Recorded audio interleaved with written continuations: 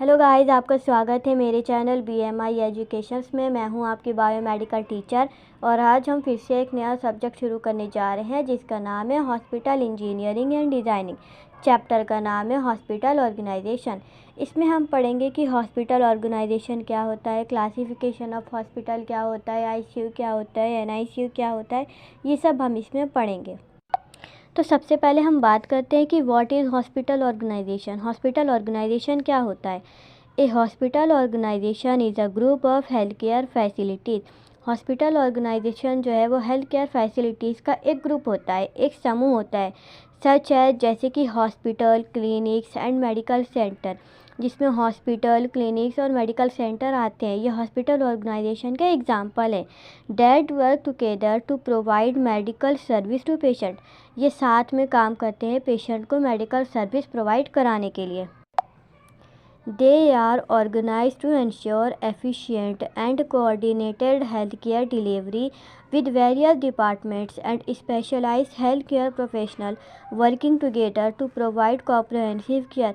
ये ऑर्गेनाइज किया जाता है ताकि ये लोग various department and specialise health care professional के साथ मिलकर पेशेंट को कॉम्प्रहेंसिव केयर प्रोवाइड करा सके।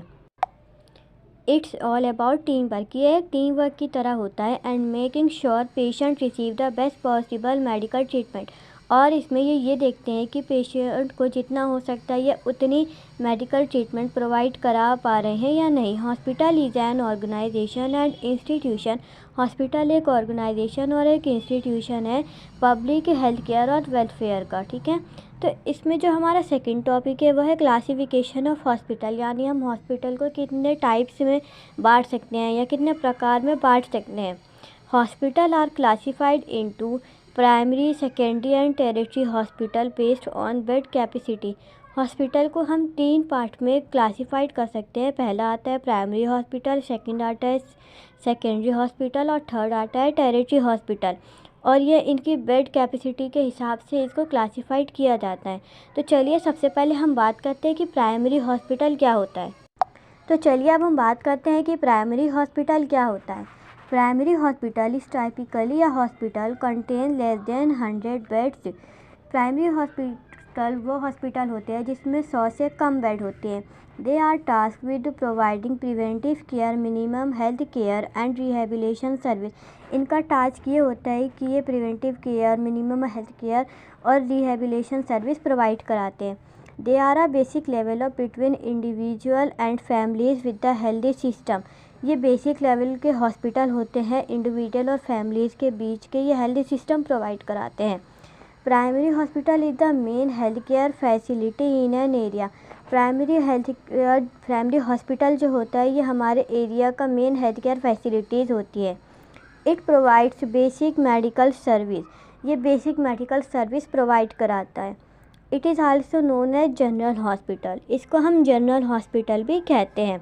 तो अब हम बात करते हैं कि सेकेंडरी हॉस्पिटल क्या होता है। It is comes after primary hospital. यह प्राइमरी हॉस्पिटल्स के बाद आते हैं। Its provides specialised care and advance medical service. ये स्पेशलाइज्ड केयर और एडवांस मेडिकल सर्विस प्रोवाइड्स कराते हैं। Secondary hospitals have advance diagnostic facilities. Secondary hospital जो है उनके पास एडवांस डायग्नोस्टिक फैसिलिटीज़ होती है, सर्जिकल सर्विस होती है, जैसे कि ICUs और स्पेशलाइज्ड डिपार्टमेंट हो गया जैसे कार्डियोलॉजी, न्यूरोलॉजी और oncology. It is useful when patient is unable to receive treatment at a primary hospital और रिक्वायर स्पेशलाइज्ड केयर। ये तब यूज़फुल होते हैं जब पेशेंट जो है वो अनेबल होता है प्राइमरी हॉस्पिटल से ट्रीटमेंट रिसीव करने के लिए, यानी कि जब पेशेंट को प्राइमरी हॉस्पिटल से जब पेशेंट को प्राइमरी हॉस्पिटल से ट्रीटमेंट नहीं मिल पाता है उस समय जो आपका सेकेंडरी हॉस्पिटल होता है वो यूज़फुल होता है क्योंकि ये स्पेशलाइज्ड केयर प्रोवाइड कराते हैं। Secondary hospitals are important for advance medical care and treatment. Secondary hospital जो है वह इम्पॉर्टेंट होता है एडवांस मेडिकल केयर और ट्रीटमेंट्स प्रोवाइड कराने के लिए। तो अब हम बात करते हैं कि टेरिटरी हॉस्पिटल क्या होता है। It is also known as specialised care hospitals और अ रेफरल सेंटर। इसको हम स्पेशलाइज्ड हॉस्पिटल्स और रेफरल सेंटर भी कहते हैं। Tertiary hospitals is a healthcare facilities that provides highly specialized medical service. Tertiary hospital जो है वो एक हेल्थ केयर फैसिलिटीज़ है जो highly specialise medical service provide कराता है। This hospitals have advance technology. इस हॉस्पिटल्स में एडवांस टेक्नोलॉजी होती है, स्पेशलाइज डिपार्टमेंट होते हैं और एक्सपर्ट मेडिकल प्रोफेशनल्स होते हैं। It provides specialise treatment to patient with complex health condition. जब पेशेंट की कॉम्प्लेक्स हेल्थ कंडीशंस होती है तब ये पेशेंट को स्पेशलाइज ट्रीटमेंट प्रोवाइड कराते हैं। Territory hospital provide territory care. Territory hospital जो है वो टेरिटरी केयर प्रोवाइड कराती है। टेरिटरी हॉस्पिटल के कुछ एग्जांपल के बारे में बात करते हैं। उसमें आता है मेडिकल कॉलेज और एडवांस मेडिकल रिकॉर्ड इंस्टीट्यूट्स।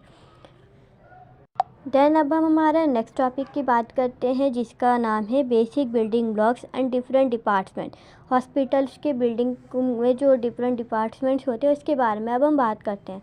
तो सबसे पहले इसमें आपका आता है बोर्ड, फिर आपके बोर्ड के अंदर एडमिनिस्ट्रेशन आता है और फिर एडमिनिस्ट्रेशन के अंदर आपके ये 4 ब्लॉक्स आते हैं जिसमें से पहले का नाम है इंफॉर्मेशनल सर्विस, सेकंड का नाम है थेरेपेटिक सर्विस, थर्ड का नाम है डायग्नोस्टिक सर्विस और फोर्थ का नाम है सपोर्ट सर्विस। सबसे पहले अब हम देखते हैं कि इंफॉर्मेशनल सर्विस क्या होती है। इसमें आपका एडमिनिस्ट्रेशन आता है, बिलिंग का सारा आ जाता है, मेडिकल रिपोर्ट्स का डिपार्टमेंट आता है, कंप्यूटर आता है, हेल्थ केयर, एजुकेशनल जो ह्यूमन रिसोर्स ये सारा आपका इसमें आता है।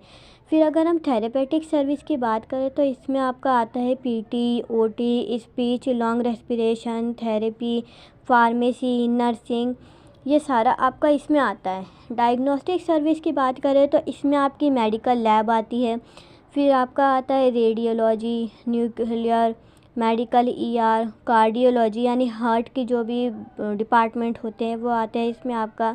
उसके बाद आपका आता है न्यूरोलॉजी यानी कि ब्रेन से रिलेटेड जहाँ पे आपकी जांच वगैरह होती है। फिर आता है आपका सपोर्ट सर्विस जिसमें आपका central supply system, biomedical, housekeeping, maintenance, ये सारी चीज़ें आपकी इसमें आती है। इसके बाद अब हम आईसीयू के बारे में बात करते हैं कि आईसीयू क्या होता है। आईसीयू की जो फुल फॉर्म है वो होती है इंटेंसिव केयर यूनिट।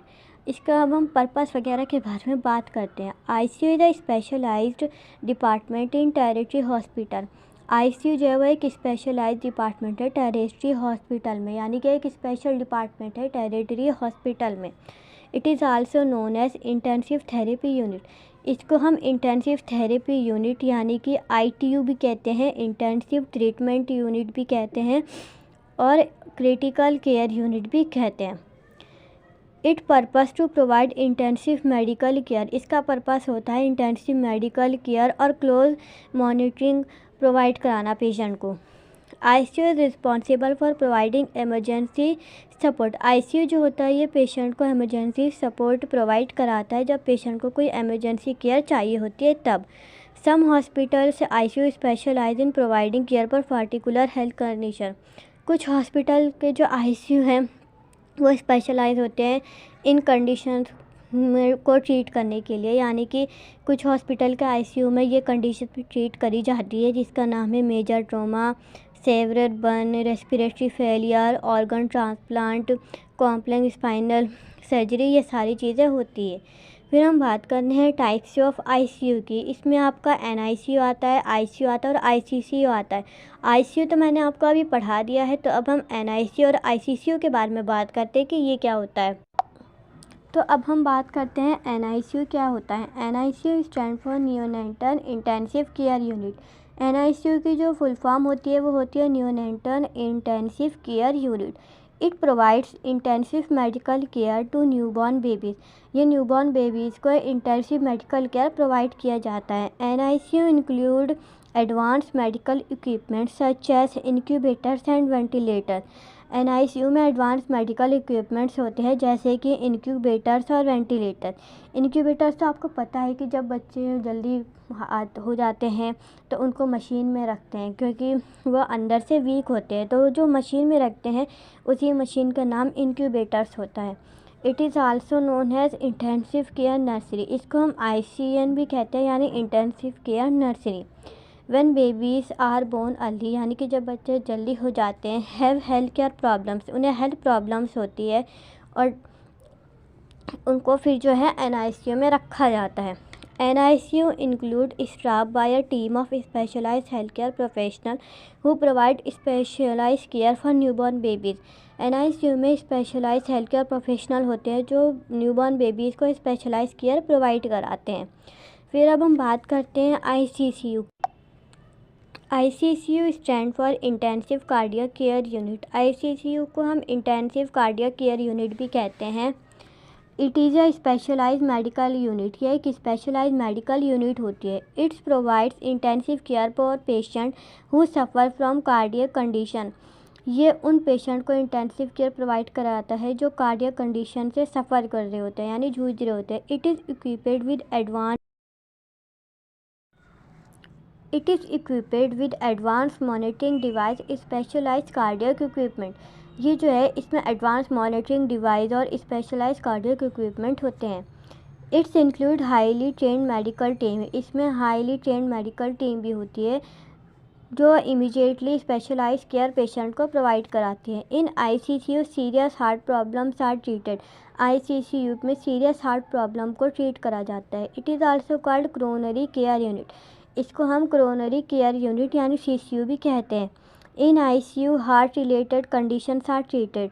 ICU में हार्ट रिलेटेड कंडीशंस को ट्रीट किया जाता है। इसके बाद अब हम बात करते हैं typical layout plan of an ICU। इसमें आता है सबसे पहले आपका patient room. These are private rooms equipped with specialise medical equipment and monitoring system. ये एक प्राइवेट रूम होता है जिसमें स्पेशलाइज मेडिकल इक्विपमेंट और मॉनिटरिंग डिवाइस होता है। इसके बाद इसमें आपका आता है nursing station. This is where, ये वो जगह हैं जहाँ से नर्स और डॉक्टर जो है पेशेंट को मॉनिटर करते हैं और उन्हें केयर प्रोवाइड कराते हैं। फिर आपका आता है central monitoring system. This system displays visual sign and alert health care providers for any change. जब पेशेंट को मतलब जब कोई भी चेंज होता है तो ये हेल्थ केयर को कोई भी विजुअल साइन से देते हैं और उन्हें अलर्ट कर देते हैं। फिर आपका आता है ventilator. These machines provide life support by helping patient breathe. जब पेशेंट को ब्रेथ लेने में कोई परेशानी होती है तो ये मशीन उसमें सपोर्ट प्रोवाइड कराती है, उनको हेल्प मिलती है इस मशीन से। फिर आपका आता है patient beds. These are adjustable bed, ये एक एडजस्टेबल बेड होते हैं जिसमें पेशेंट आराम से लेटे हैं। Design to provide comfort, patient को एक कंफर्ट प्रोवाइड कराते हैं मेडिकल प्रोसीजर के दौरान। फिर आपका आता है medical equipment. ICU rooms are equipment with various medical device. ICU room में बहुत सारे मेडिकल डिवाइस होते हैं जैसे इन्फ्यूज़न पम्प्स, कार्डियक मॉनिटर्स और डायलिसिस मशीन। फिर आपका आइसोलेशन रूम आता है। This rooms are use to isolate patient, ये रूम पेशेंट को आइसोलेट करने के लिए यूज़ किया जाता है। फिर आपका आता है medical station. These are areas where medications are stored, ये वो एरिया जहाँ पे मेडिकेशंस स्टोर किया जाता है और एडमिनिस्ट्रेशन के लिए प्रिपेयर किया जाता है। फिर आता है आपका crush card. This is a mobile card containing emergency medication, ये एक mobile card containing emergency medications होता है एंड इक्विपमेंट इमीडिएट रिस्पॉन्स करता है ये। फिर आपका आता है family waiting area. A designed space for family to wait and receive updates on their level once, ये वो एरिया है जहाँ पे फैमिली बैठती है और अपने पेशेंट की कंडीशन के बारे में पता करती है कि वो ठीक है या नहीं। यह है आपका typical layout of an ICU। ये ICU का एक डायग्राम है जो मैंने अभी आपको एक्सप्लेन किया, वो भी यही था। अब ये उसका एक डायग्राम है जो मैं आपको बताती हूँ। तो सबसे पहले इसको ये एक हमने ऐसे रूम की तरह बना दिया। इसमें सबसे पहले आती है विंडो, ये सप्लाई है। फर्स्ट पे आता है यहाँ पे बाथरूम। फिर आपका जो फर्स्ट पे आता है वो है ICU बेड। सेकंड में आती है फैमिली एरिया जहाँ पे फैमिली बैठ के अपने पेशेंट का इंतज़ार करती है। फिर यहाँ पे आता है सेकंड नर्स वर्क एरिया जहाँ पे नर्स जो है वो वर्क करती हैं। उसके बाद आपका आता है यहाँ पे वर्क स्टेशन जहाँ पे सारा वर्क करा जाता है। फिर आता है नर्स सर्वर, जहाँ से नर्स को सर्व किया जाता है। और फिर ये आता है आपका स्लाइडिंग डोर। ये इस तरह से ICU का जो है एक टिपिकल लेआउट है, ये आप देख सकते हैं। और ये जो सब्जेक्ट है ये मैं आपको बता दूं कि मेडिकल इलेक्ट्रॉनिक्स और बायोमेडिकल जो स्टूडेंट्स होते हैं उनके लिए है। 5th सेमेस्टर में ये आपको पढ़ाया जाता है। तो इससे आपको हेल्प मिल सकती है। और थैंक यू। आज का हमारा जो क्लास है वो ये ख़त्म होती है। तो मेरे चैनल को लाइक एंड सब्सक्राइब करना ना भूलें। और आपको अगर किसी और टॉपिक पे वीडियो चाहिए तो आप मुझे कमेंट करके बता सकते हैं। और अगर आपको नोट्स चाहिए तो भी आप मुझे कमेंट करके बता सकते हैं। तो थैंक यू। आज के लिए बस इतना ही।